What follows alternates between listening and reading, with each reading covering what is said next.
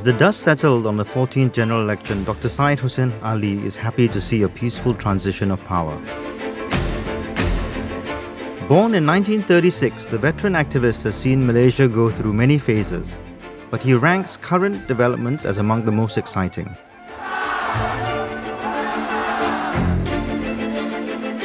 Of course, I'm very happy, and I didn't expect that the win would be so big. And I hope they'll follow up with real reform changes. I monitored the results from the party office, and we could get the early results. So by 9 o'clock, I had known already that we had won. It started with Batu, suddenly with that young guy getting a majority, a huge majority. So when he got that majority, I thought, well, we are going to win. I hope that the government will be pro-people in its economic and social policies, especially. Normally, some people are afraid that if you do that, then the Malays will lose out. My argument is that it won't. Because if you take, for instance, households that earn below 3,000 or 4,000, more than 2/3 or even 3/4 are Malays. You will be pleasing the Malays, and you won't be angering the Chinese by depriving them if you have very ethnic race and racial policies.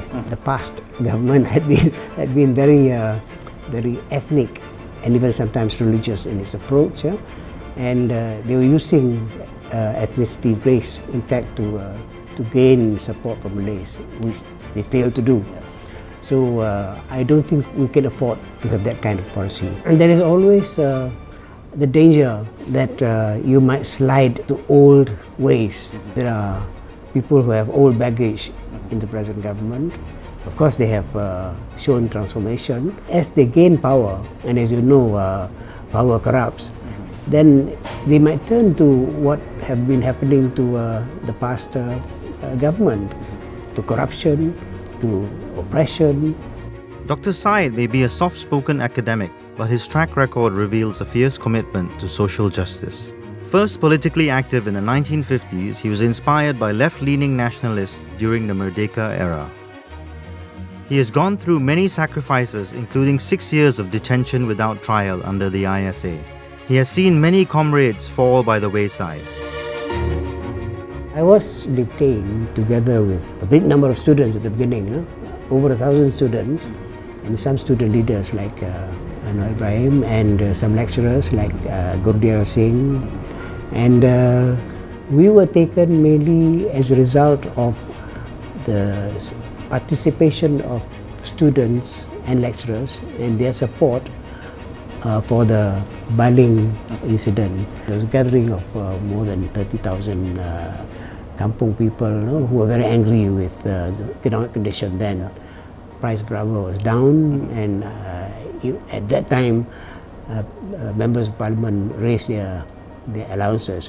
People were really very angry. That happened in Baling as well as Sikh. And in Kuala Lumpur, we supported them. Maybe I was a little bit overactive together with the students. All kinds of attempts they made to kill my spirits. My spirits became stronger. People like Bustamam and Burhanuddin and Isa Aj Muhammad, sometimes they are almost forgotten. And that's why I write People's History of Malaysia, to show that there is the other side of history. Not just the history of the elite, by the elite, but also history of the people. Not only the anti-colonial struggles, but also the struggles to improve the socio-economic conditions of people. He said, "This is not a time for complacency. Rather, it is one of renewed commitment to our collective future, the new Malaysia."